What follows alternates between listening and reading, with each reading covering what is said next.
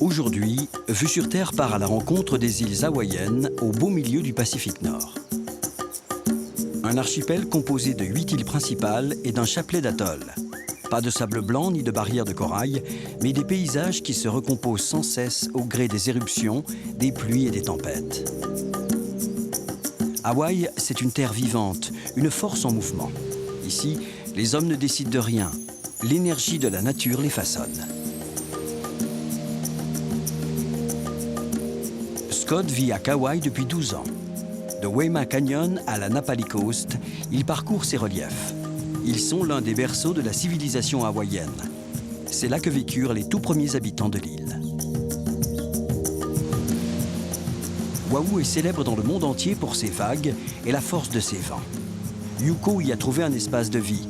Pilote de planeur, toujours à l'affût du moindre souffle d'air pour nourrir ses passions. Sur la grande île, Olivier, un astronome français, passe une partie de son temps sur le toit de l'archipel. Du haut de ses 4207 mètres, l'ancien volcan Mauna Kea est une porte aux étoiles. La nuit, dans son télescope, Olivier scrute la profondeur de l'univers. C'est un peu comme un monastère finalement, parce que c'est la recherche du savoir et on est seul, on fait sa quête spirituelle moderne, la quête scientifique.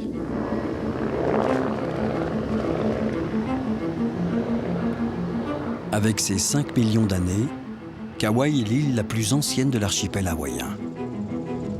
L'érosion a fait son travail, sculptant ses falaises vertigineuses et ses profonds canyons. Kauai, c'est la 4e plus grande île de l'archipel. 80% de sa surface est laissée totalement vierge. On la surnomme ici l'île Jardin.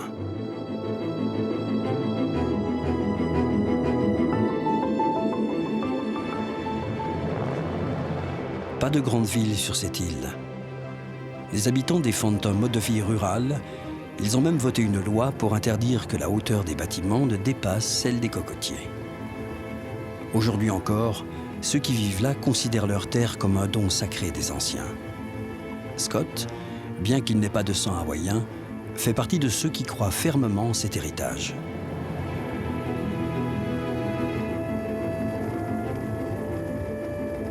Rien ne prédestinait ce New-Yorkais à une vie insulaire. Venu passer des vacances, il n'en repartira pas. En 1999, il devient guide. Avec son ami Don, pilote d'hélicoptère, il recherche des pistes abandonnées, celles qu'empruntaient les tout premiers habitants de l'île, il y a 1500 ans. On approche de la crête de Waimea. Altitude après le versant nord, 2000 pieds. Regarde, on dirait un sommet, tu vois? Ça a l'air difficile de passer de l'autre côté. Oui, ce serait impossible à cause de l'érosion. N'y va pas, plus personne n'y va depuis des années.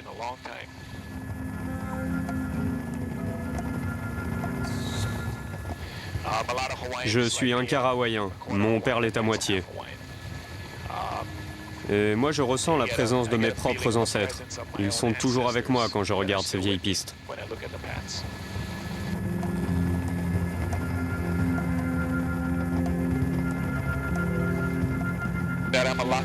Je suis un gars chanceux qui vit sur une île au milieu de nulle part. Je me sens privilégié de vivre comme ça, loin de tout. C'est un vrai défi de survoler cette île.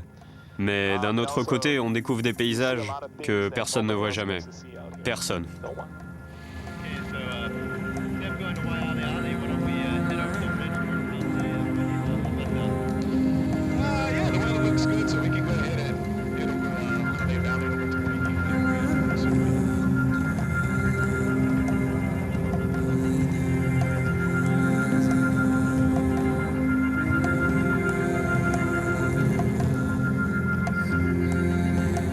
Regarde, ce chemin conduit au sommet.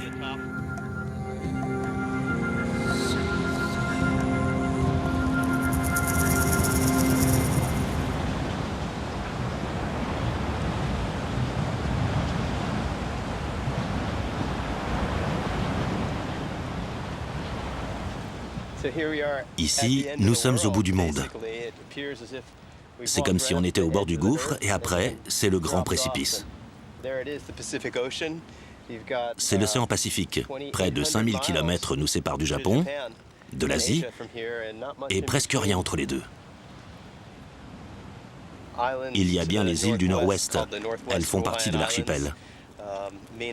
Elles ne sont habitées que par des phoques et des oiseaux marins, pas grand-chose d'autre. Donc nous sommes la masse de terre la plus isolée de la planète. Quand on arrive au bout de la Napali Coast, on est arrivé au bout du monde.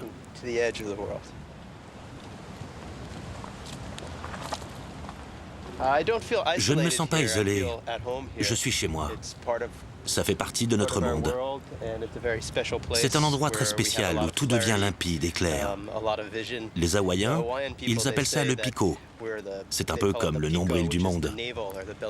Tout prend naissance ici et ricoche vers l'extérieur.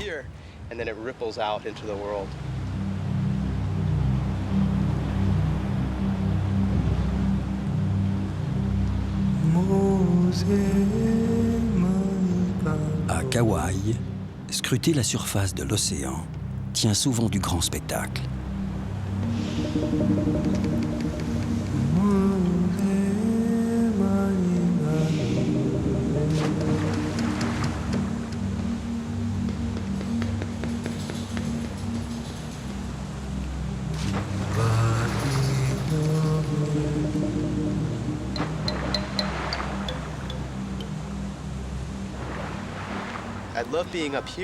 J'aime être ici, au sommet, à 1000 mètres au-dessus de la mer. Ça donne une incroyable perspective. On peut voir les baleines, leur ombre, leur souffle, leurs nageoires. Parfois, on peut même les voir surgir de l'eau et retomber dans une gigantesque éclaboussure.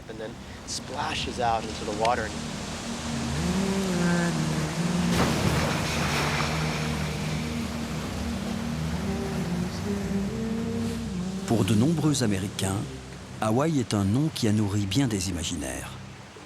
L'un des premiers à bâtir la légende, c'est Jack London. L'écrivain voyageur est fasciné par ces îles. Nous sommes en 1907, l'auteur de Cro-Blanc a tout quitté pour une épopée au long cours. À bord de son voilier, le Snark, il entreprend avec son équipage la traversée du Pacifique. Parti de San Francisco en avril, il lui faudra presque un mois de navigation pour atteindre l'archipel. À son arrivée, c'est l'émerveillement. Il écrit « Pendant 27 jours, nous avons navigué au-dessus d'abîmes désertiques, au point qu'il en devenait impossible d'imaginer que la Terre soit si grouillante de vie. Cela nous a donné le vertige. » Ce vertige, Kauai en est l'incarnation.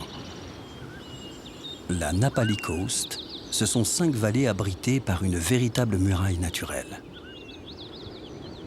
Ces cirques de roches, sculptés par les vents et les pluies, abritaient il y a 1500 ans une civilisation prospère, distincte du reste de l'archipel.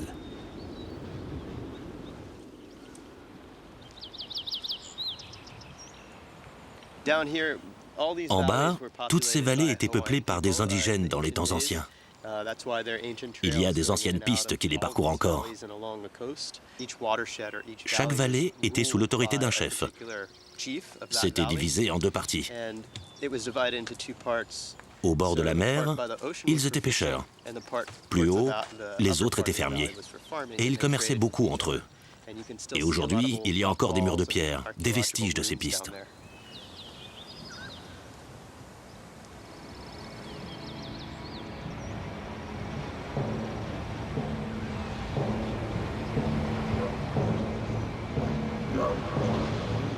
La brume recouvre en un clin d'œil les précipices.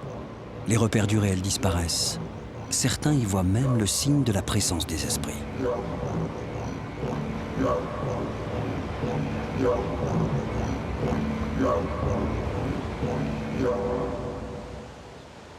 Quand la brume arrive, c'est très soudain. Si tu es au sommet de la Napali Coast, au bord du vide, tu ne vois plus rien. Tu es complètement aveuglé. Ça peut vraiment être dangereux. Encore aujourd'hui, Kauai est connu dans tout le Pacifique pour ses espèces végétales. Certaines d'entre elles sont uniques au monde. Les tout premiers arrivants trouvèrent là une terre très fertile. Cette nature prodigue ne cesse d'étonner. Au XVIIIe siècle, c'est le temps des grands explorateurs. Le vieux continent se passionne pour le Pacifique et ses différents peuples. De James Cook, le Britannique, à Bougainville, le Français, les expéditions s'enchaînent. En 1778, James Cook débarque à Hawaï. Il établira le premier contact. Les anciens vivaient dans la vallée de Kououana probablement à cause de toutes les ressources qui étaient disponibles en abondance. Il y a des rivières pour l'eau fraîche. C'était très facile aussi de détourner les cours d'eau pour créer un système d'irrigation. C'était indispensable pour la culture du taro, par exemple. En plus, vivre ici, c'était être protégé.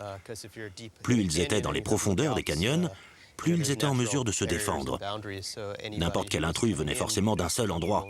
C'était très facile de le repérer.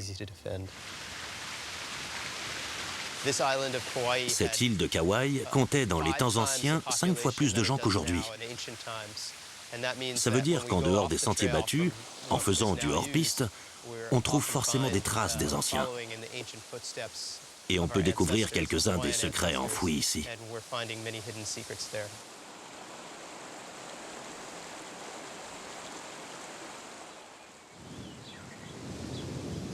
Les falaises, les brumes et la végétation renforcent le mystère de la Napali Coast. Encore totalement inaccessibles par endroits, les 5 vallées gardent leurs secrets. Tenter de les percer, c'est prendre le pouls de l'île.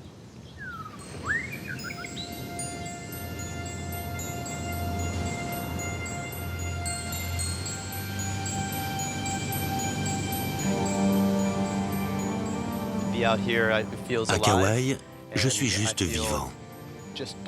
Je me sens béni d'être ici, parce que non seulement c'est un endroit incroyablement beau, qui en plus n'est absolument pas affecté par les hommes. C'est la nature brute.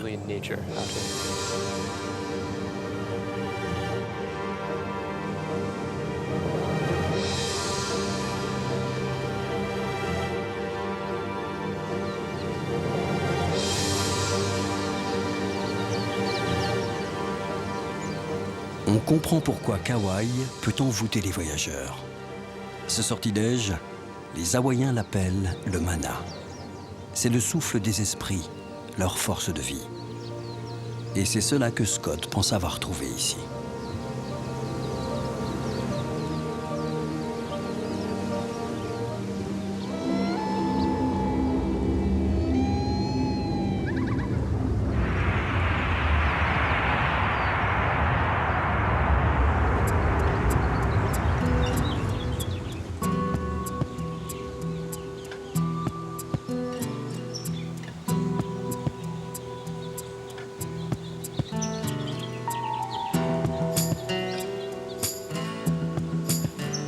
À Oahu, 3e île par la taille de l'archipel hawaïen, l'essentiel est invisible. Une terre comme toutes les autres, soumise à un vaste courant d'air. Aucune n'échappe à ce souffle inlassablement régénéré par l'océan.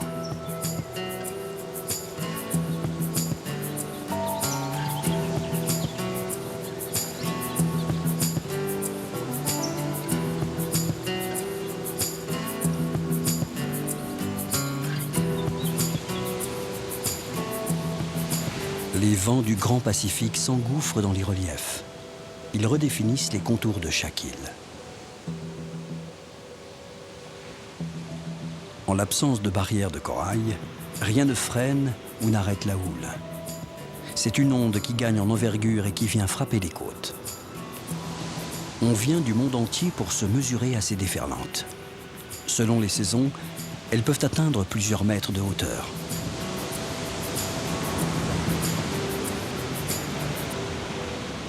À Oahu, la vague est un territoire à part.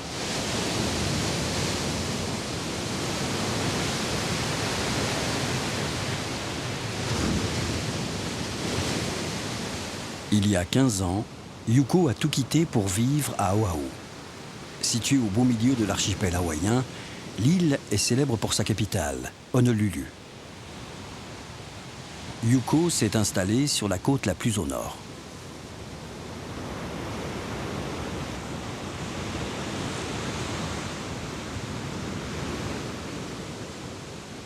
Du vent, des vagues, des éléments indispensables à sa vie.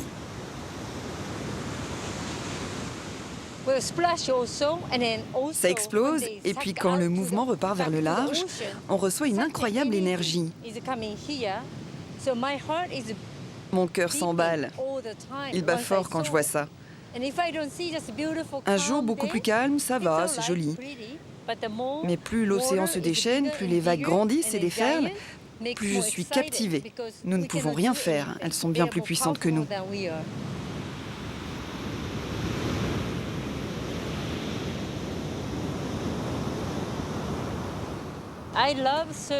J'aime surfer, j'aime piloter parce que les deux se ressemblent beaucoup. Il faut toujours être à l'écoute du ciel. Selon la météo, selon l'aspect de la mer et la teinte des nuages, il faut savoir lire le vent, deviner les courants. Il faut rester en éveil. Le truc, c'est être toujours aux aguets, sur le qui-vive, pour en profiter.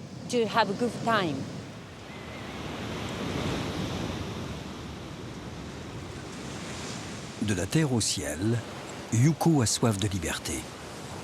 Loin de sa famille, loin de son pays, le Japon, elle a réinventé sa vie.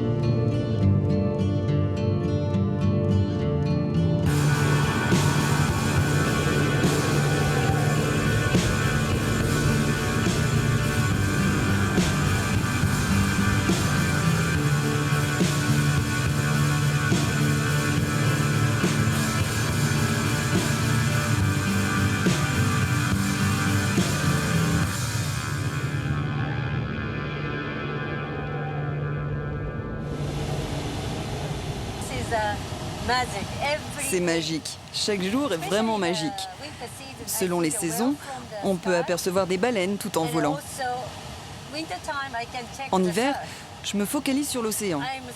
Je surfe et forcément, je cherche les meilleures vagues tout le temps. Décidément, la vue d'ici est fabuleuse. Des fois même, on peut voir Kauai, là-bas. C'est incroyable cette vue, vraiment spectaculaire. Voler et surfer, c'est très similaire, surtout en plein air. Et bien sûr, on a toujours une vue superbe.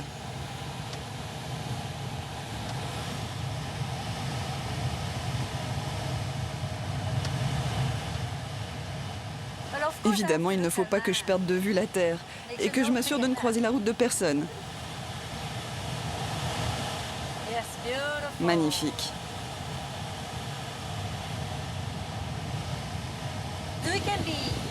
On peut prendre de la vitesse et monter, ralentir et descendre, puis remonter, comme le surf.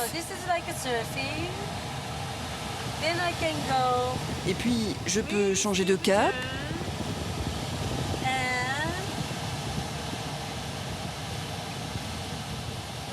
Et surfer tout le temps. Ça se ressemble vraiment. C'est pour ça que j'aime autant le planeur, je pense. En plus, on n'entend presque rien, comme un murmure. C'est un super jouet pour moi.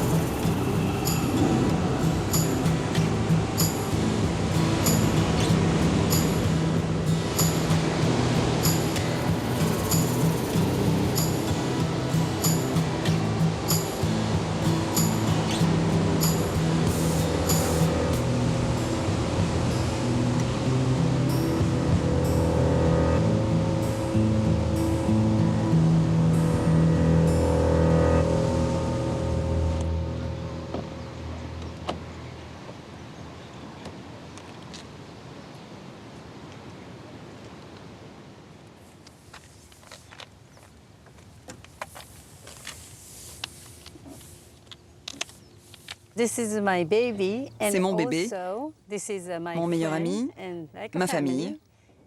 Sans lui, ce serait dur de profiter de la vie.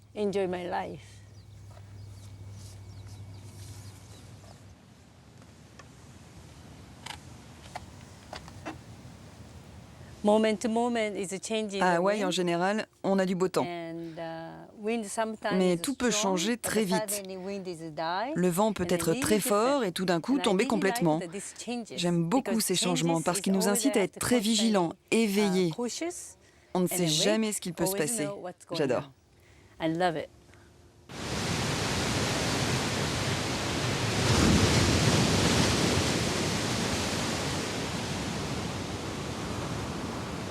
Yuko est une autodidacte.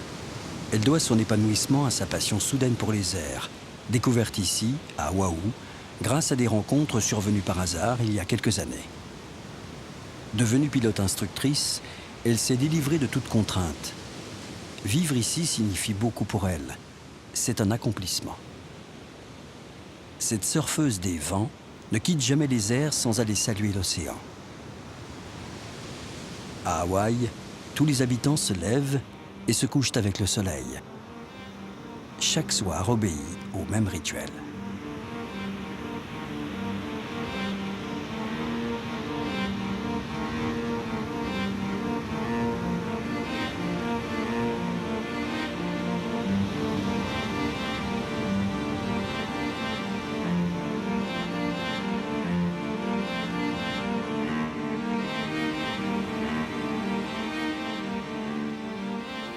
La vie s'arrête. Chacun reprend son souffle. Celles et ceux qui vivent là rendent hommage à la grandeur du Pacifique.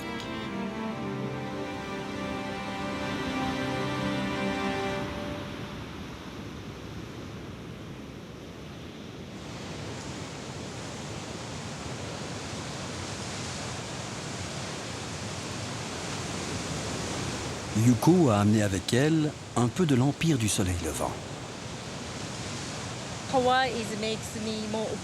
Je pense qu'à Hawaï, on a plus d'opportunités de s'ouvrir. C'est multiculturel et beaucoup de gens comprennent la culture japonaise. Moi, par exemple, je n'ai pas besoin d'expliquer d'où je viens, on m'accepte tel que je suis. Ça me donne une liberté folle.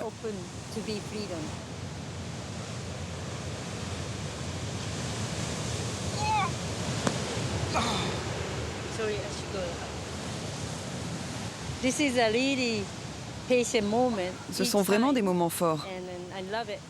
J'aime le jujitsu autant que le surf et le planeur. Mais le plus important, c'est que je fais tout cela ici, à Hawaï. Cela fait de moi quelqu'un d'heureux. Ça me comble.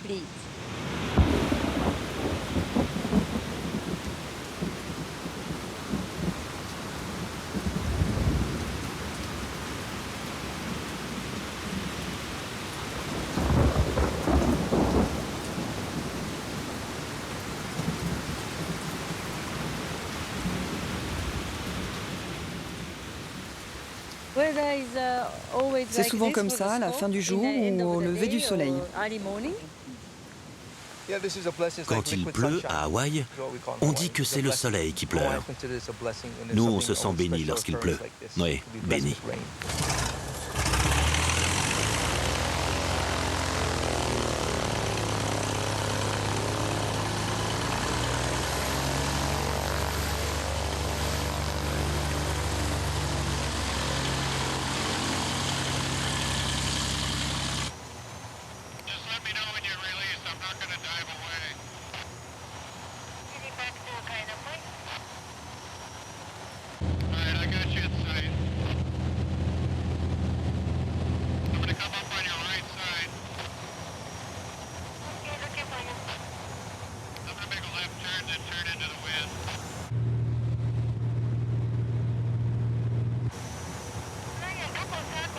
Tous les jours, Yuko accompagne d'autres pilotes dans les vents d'Hawaï.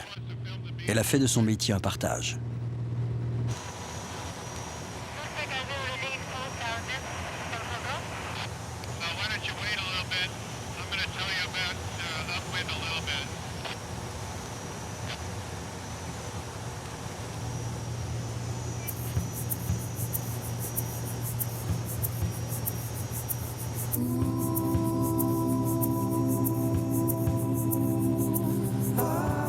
Dès le planeur libéré, Yuko part chercher des vagues. La passion de tous les habitants de l'archipel. Une question de savoir-vivre.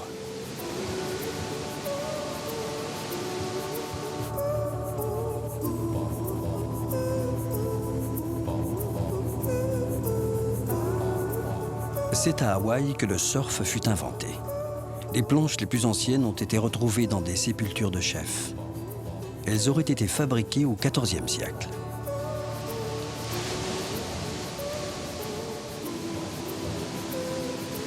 Les premiers explorateurs à apercevoir des surfeurs n'en crurent pas leurs yeux. La légende dit même qu'ils pensèrent un instant que les hommes de ces îles marchaient sur l'eau, tant ils excellaient dans la maîtrise de leurs planches.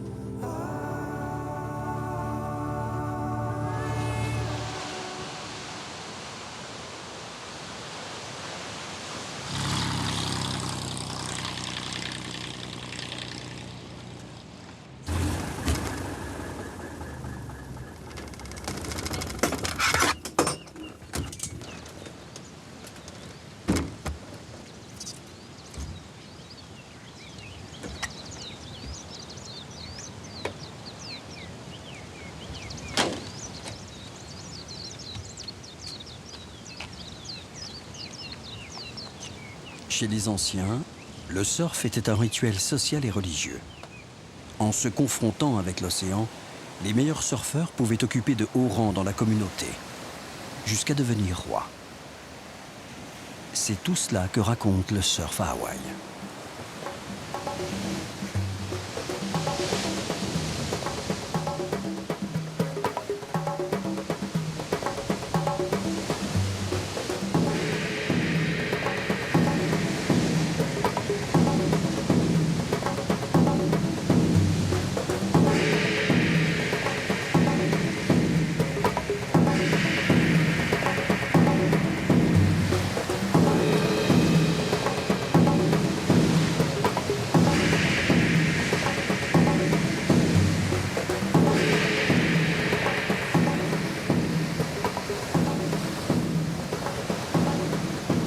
Yuko, comme les autres, est à l'affût de son instant de grâce. Ce moment fugace où elle fait corps avec le Pacifique.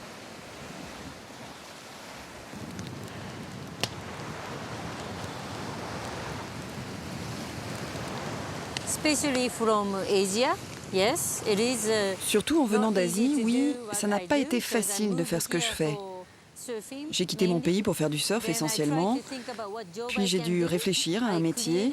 Je suis créative, je suis mon propre chef. Je me suis toujours inventé un job. Je préfère m'épanouir en étant indépendante. C'est pour ça qu'il me faut vivre à Hawaï, ici même. Pas seulement pour être une femme forte, mais aussi pour m'affirmer comme un être humain. Ça me permet d'être généreuse à mon tour. Donc ici, je m'inspire de cette nature. Elle change tous les jours, je n'ai aucun contrôle dessus.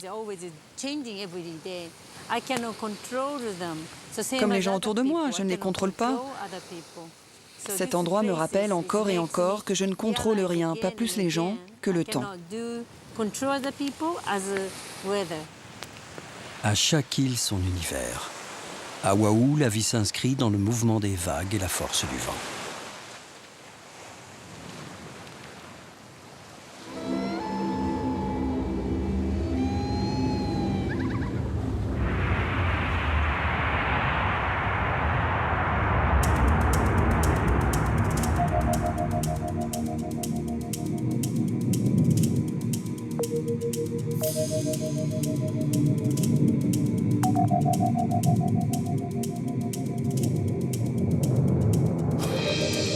Il y a 400 000 ans, le fond de l'océan se déchaîne, mu par la violence inouïe du ventre de la Terre.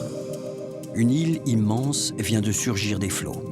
Elle s'appelle Hawaï et elle donnera son nom à tout un archipel.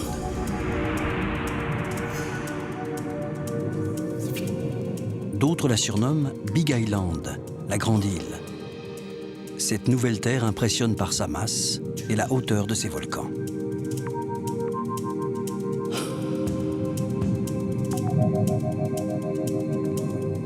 Big Island vit encore au rythme des coulées de lave. Ces cratères sont autant de failles conduisant vers le ventre de la Terre.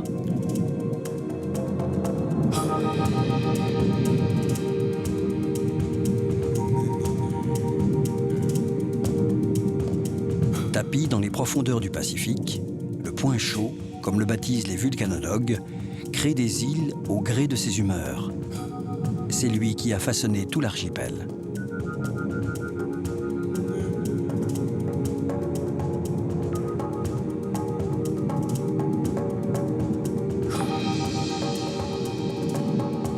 L'histoire n'est pas finie.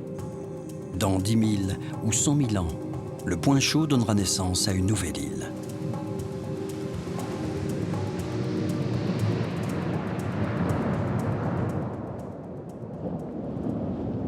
Voler au-dessus de l'île, c'est absolument magnifique parce que on voit ces coulées de lave là sous nous qui, elles ont l'impression d'être dynamiques, même si elles ont plusieurs centaines d'années. Hein. Mais ça donne vraiment l'impression de comment l'île s'est formée couche après couche après couche après coulée de lave. Et donc ça donne vraiment une impression de dynamisme sur cette île. C'est une île qui est vraiment vivante. Hein.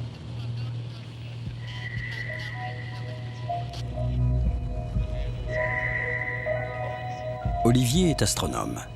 Arrivé là pour un stage de fin d'études, il n'en est plus reparti. Il travaille dans l'un des lieux les plus mystérieux de l'île, Mauna Kea, un volcan aujourd'hui éteint dont le sommet culmine à 4207 mètres.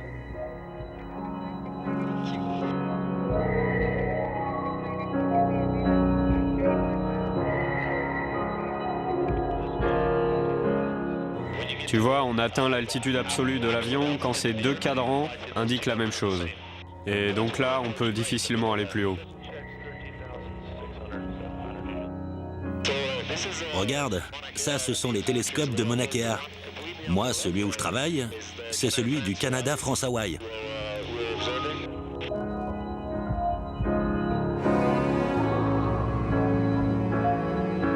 Sur ce sommet, dès 1967, une dizaine de pays ont réuni leurs efforts pour installer les télescopes les plus puissants au monde. Très isolé du reste de la planète, situé à une altitude élevée, le site est exceptionnel.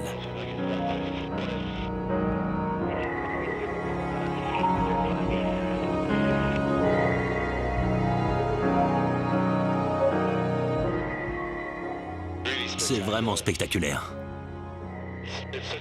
C'est tellement étrange de voir ces coupoles au milieu de ce paysage. Et en même temps, on comprend pourquoi elles sont là.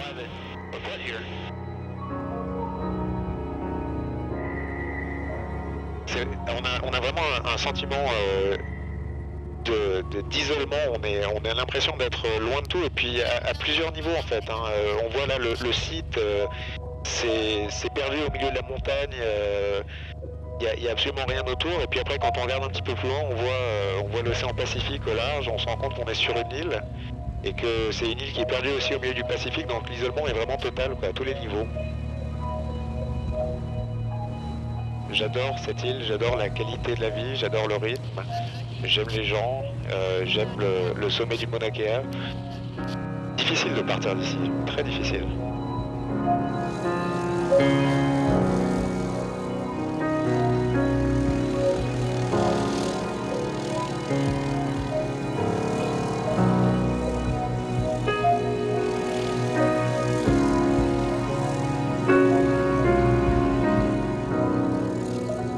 L'île fait un peu partie de moi, mais surtout j'ai l'impression moi de faire partie de cette île maintenant en fait. J'ai vraiment pris racine ici je crois.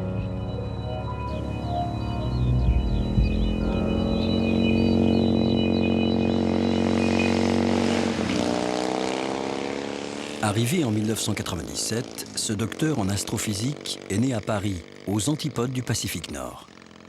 Pendant les 12 dernières années, il a parcouru toutes les routes de la Grande Île. Ce motard est devenu l'un des bikers de Hawaï.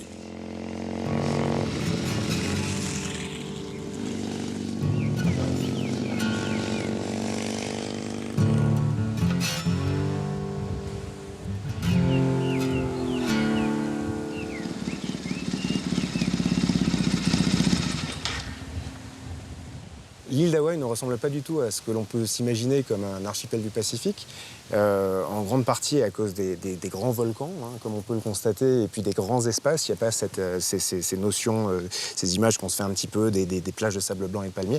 Et ce qui me plaît tout particulièrement, c'est le fait que malgré le fait qu'on soit sur une île, on peut voyager de manière quasiment internationale, aller voir la Suisse, l'Irlande, la Suède, ce que vous voulez, en l'espace de 10 minutes, un quart d'heure. Ça, c'est vraiment super.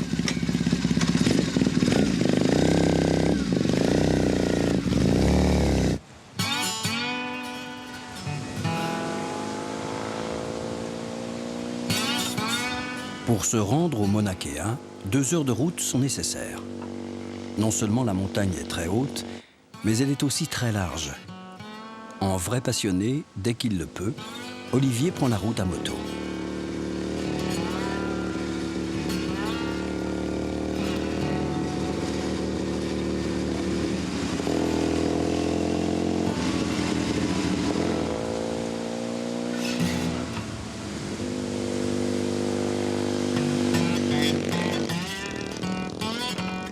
Mauna Kea, c'est un territoire rude et hostile.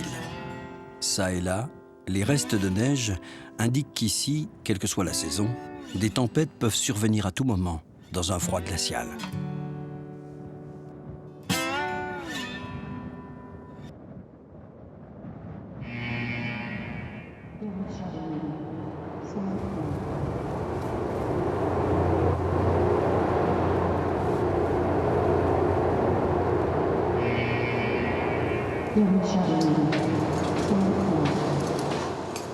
À 4200 mètres, l'oxygène manque. Une simple échelle devient un effort difficile.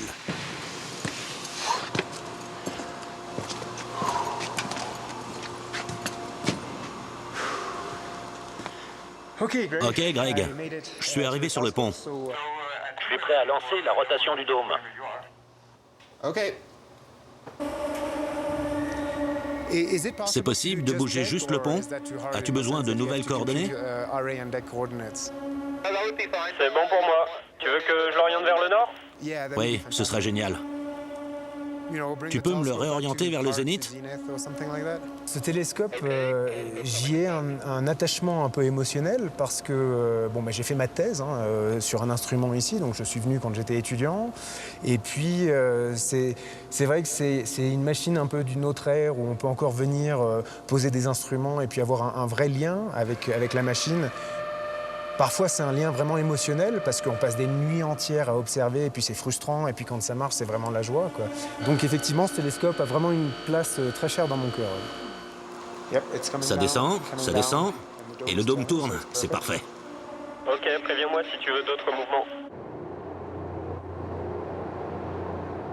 Les journées de travail d'Olivier sont autant de nuits blanches. Au Mauna Kea, le soleil couchant est le dernier répit avant le silence de la nuit.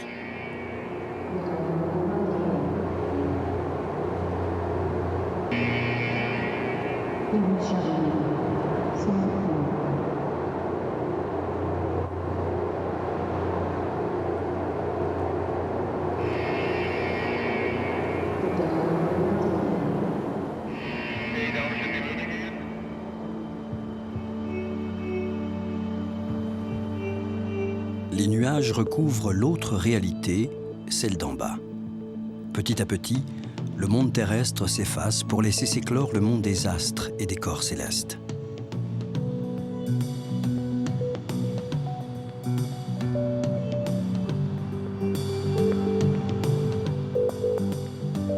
Si les télescopes les plus puissants de la planète sont installés là, sur le sommet du Mauna Kea, c'est que le ciel y est l'un des plus purs au monde. Les turbulences sont moins importantes qu'ailleurs, et cet air limpide permet de s'inviter là où nul ne peut aller.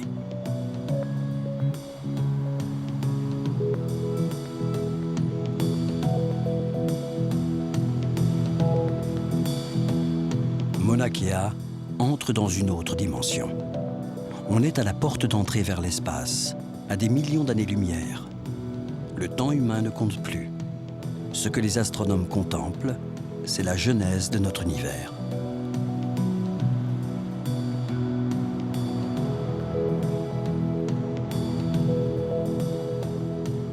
Les coupoles d'acier s'animent enfin. Dans leur bulle, les astronomes deviennent des explorateurs solitaires, errant de nébuleuse en galaxie. Toute observation commence par des coordonnées. C'est un peu comme donner une adresse, quelque part dans l'univers. Donc les coordonnées sont 23 heures, 3 minutes et 15 secondes, point 6, et puis plus 85, 52, 25.2 et 2000 équinoxes. Donc si tu peux pointer le télescope, je suis prêt.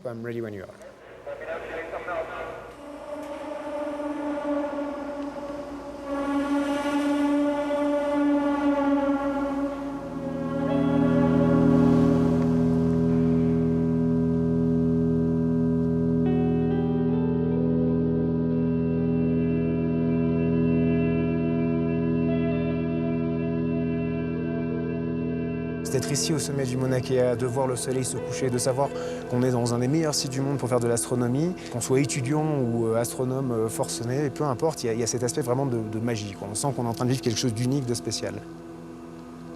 Il y a une magie aussi au niveau de ce qu'on est capable d'observer. Alors parfois c'est un instrument qui permet de voir l'univers d'une façon différente qu'on n'avait jamais vu auparavant, et auquel cas effectivement on ressent ce sentiment magique, on est les premiers à l'avoir vu. Parfois c'est une observation, c'est découvrir un nouvel astéroïde ou découvrir une nouvelle supernova dans une galaxie, et là c'est pareil, on sent ce sentiment de magie parce qu'on sent un univers qui vit avec des choses qui changent régulièrement, et ça aussi donc c'est magique.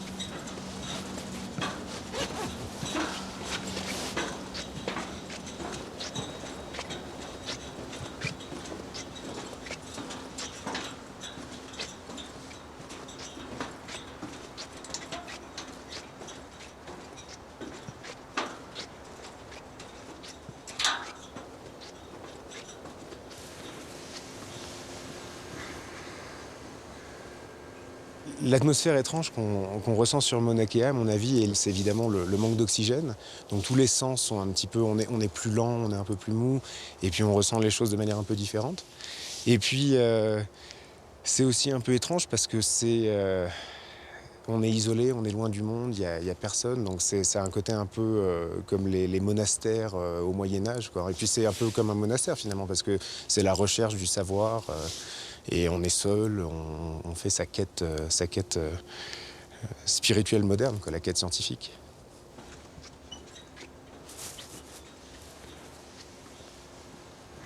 Bon, évidemment, on est fatigué après une longue nuit d'observation, mais c'est un peu la récompense, quoi, hein. Et puis on profite du spectacle avant d'aller se coucher, dormir pendant la journée, puis recommencer la nuit suivante.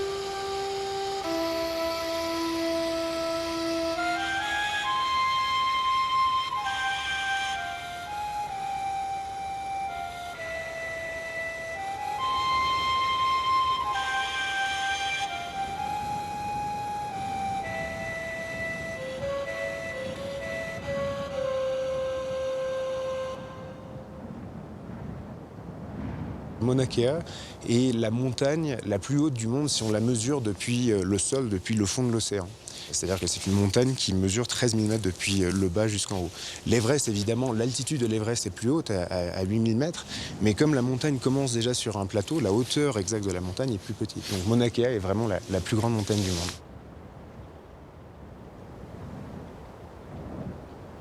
Arpenter ces étendues désertiques, c'est aussi se rapprocher des mythes et légendes de la Grande Île. Le sommet de Mauna Kea est un lieu sacré.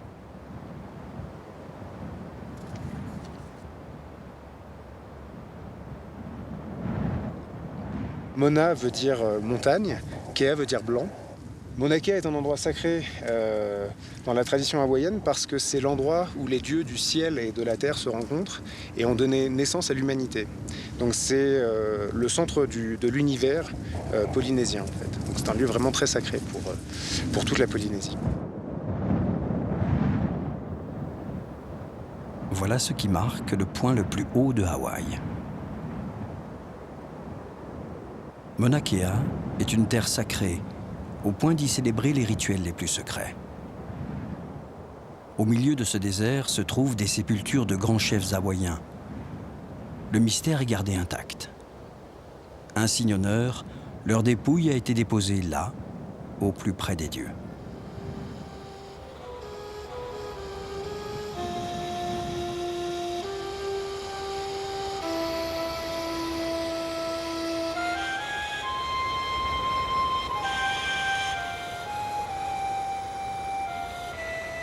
Ce désert aride, balayé par les vents, enneigé l'hiver, laisse à ceux qui foulent son sol une impression étrange. Un voyage suspendu entre ciel et terre.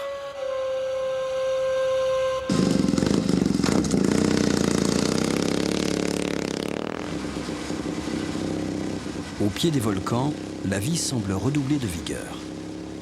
Du nord au sud, d'est en ouest, chacun des points cardinaux est soumis à des climats différents. La Grande Île a l'humeur vagabonde.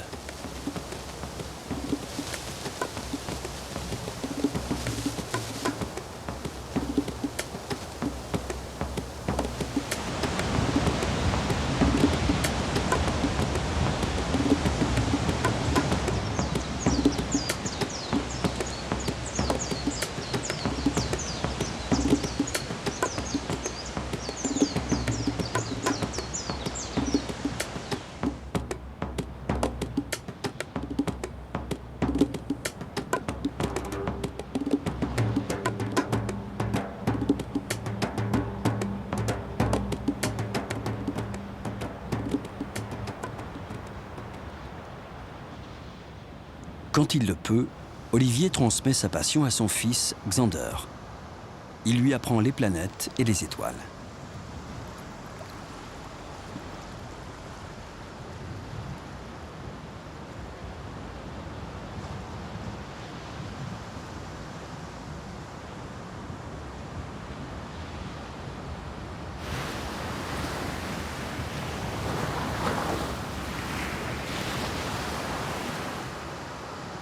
Je suis assez souvent absent pour observer au sommet de Mauna Kea.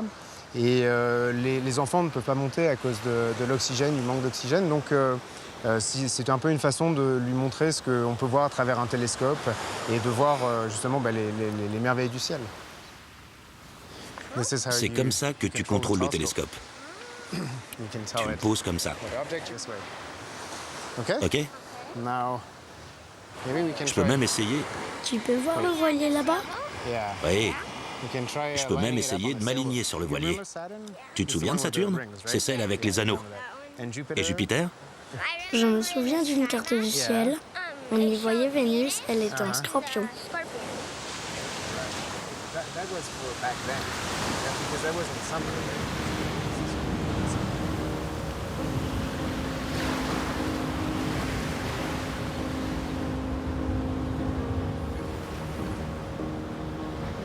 Selon les légendes hawaïennes, l'univers naît de la fusion des ténèbres et de la lumière.